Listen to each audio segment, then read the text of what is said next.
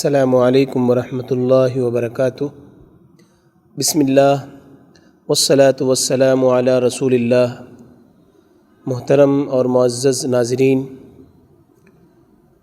جیسا کہ آپ سب جانتے ہیں کہ پورے ملک میں اس وقت لاک ڈاؤن چل رہا ہے اور اس کی وجہ سے ہم لوگ مسجدوں میں نماز نہیں پڑھ سکتے، اور عید الفطر کی نماز کے لیے بھی یہی حکم ہوگا کہ ہم گھروں میں نماز پڑھیں، اور شریعت اسلامیہ کے اندر اس کی اجازت ہے۔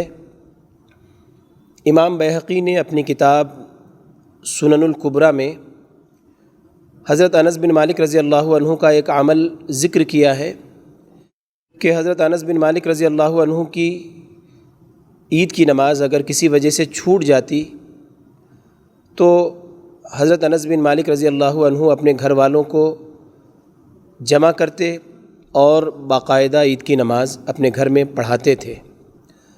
تو اس سے معلوم یہ ہوتا ہے کہ عذر کی بنیاد پر یا کسی دقت اور پریشانی کے موقع پر اگر ہمیں عید کی نماز گھر میں پڑھنی پڑے تو اس میں کوئی مضائقہ نہیں ہے۔ عید کی نماز کا جو اصل وقت ہے ہم سب کو معلوم ہے کہ وہ چاشت کی نماز کا وقت ہے، یعنی سورج کے طلوع ہونے کے آدھے گھنٹے بعد ہمیں نماز ادا کرنا ہے۔ عید کی نماز 2 رکعت ہے اور اس کا حکم ہے کہ سنت مؤکدہ ہے اور بعض علماء کے پاس واجب ہے، اور اس کے پڑھنے کا طریقہ بہت آسان ہے۔ 12 زائد تکبیرات کے ساتھ یہ نماز ادا کی جاتی ہے، اور اس کا طریقہ یہ ہوگا، جیسے کہ آپ لوگ گھروں میں نماز پڑھیں گے تو اس کا طریقہ یہ ہوگا کہ سب سے پہلے ہمیں نیت کرنا ہے، اور نیت دل کے ارادے کا نام ہے۔ زبان سے الفاظ ادا نہیں کیے جائیں گے بلکہ دل میں ارادہ کیا جائے گا کہ ہم عید کی نماز ادا کر رہے ہیں۔ زبان سے الفاظ ادا کرنا یہ بدعت ہے اور یہ شرعاً ناجائز ہے۔ اس کا طریقہ یہ ہوگا نماز کا کہ تکبیر تحریمہ کہی جائے گی، اور اس کے بعد آپ ثنا پڑھیں گے یا دعا استفتاح جو آپ کو یاد ہے وہ پڑھیں گے۔ اس کے بعد لگاتار 7 زائد تکبیرات سورہ فاتحہ سے پہلے آپ کو کہنی ہوں گی، اور یہ تکبیرات لگاتار کہی جائیں گی۔ ان تکبیرات کے بیچ میں کوئی تسبیح یا کوئی ذکر نہیں ہوگا۔ 7 زائد تکبیرات کہنے کے بعد 7ویں تکبیر پر ہاتھ باندھے جائیں گے۔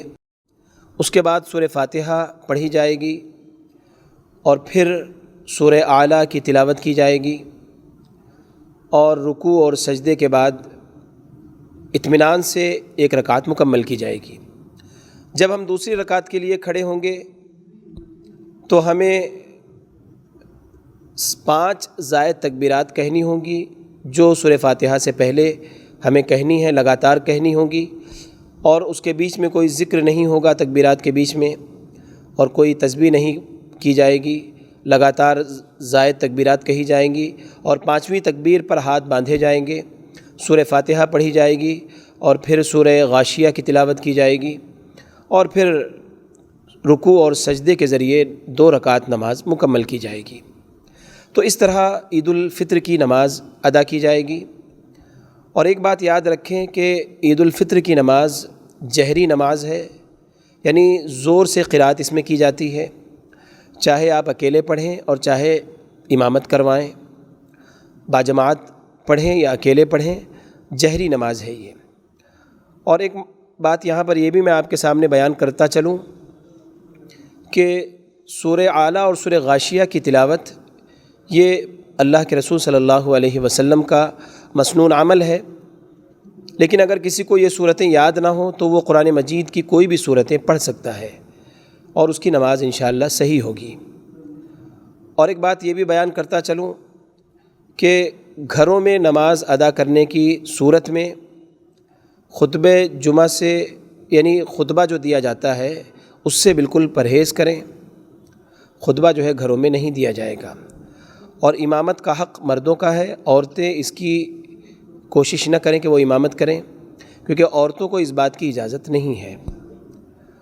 اور سب سے آخر میں یہ بتانا چاہوں گا کہ ایسے نازک اور کرٹیکل سچویشن میں جب ہم گھروں میں نماز ادا کریں گے تو باجماعت نماز کا اہتمام کریں، اپنے گھر والوں کو جمع کریں، بچوں کو جمع کریں اور باقاعدہ نماز پڑھیں۔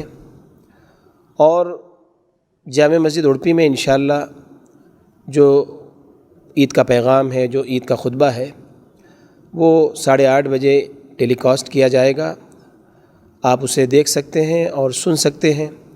انشاءاللہ اس میں عید کا پیغام ہوگا، اور میں اللہ رب العالمین سے دعا کروں گا کہ اللہ تعالی ہم سب کے لیے آنے والی عید کو امن و سلامتی کا پیغام بنائے، صحت کا پیغام بنائے، اور جو وبا سارے عالم، ساری دنیا میں پھیلی ہوئی ہے، اللہ تعالی سارے عالم انسانیت کی اس وبا سے، کرونا کرائسس سے اللہ تعالی حفاظت فرمائے اور ہم سب کو اپنی حفظ و امان میں رکھے۔ السلام علیکم ورحمۃ اللہ وبرکاتہ۔